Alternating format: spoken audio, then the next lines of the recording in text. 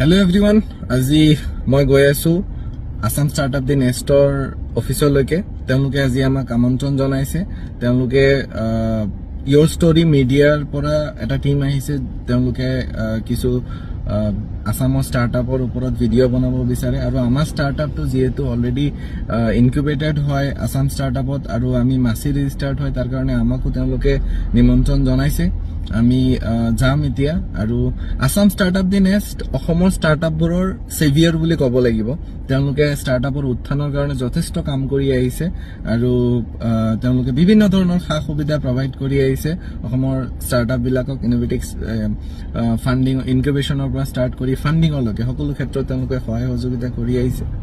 আৰু মই আপোনালোকক ষ্টাৰ্টআপ ইনকিউবেটৰ কি হয়, আছাম ষ্টাৰ্টআপে আমাক কেনেধৰণে সহায় কৰিছে আৰু ভৱিষ্যতে আপোনালোকে কেনেধৰণে সুবিধা আদায় কৰিব পাৰে ষ্টাৰ্টআপ আছামৰ পৰা, সেইখিনি বিষয়ে জনাবলৈ আমি কিছু ভিডিঅ' বনাম।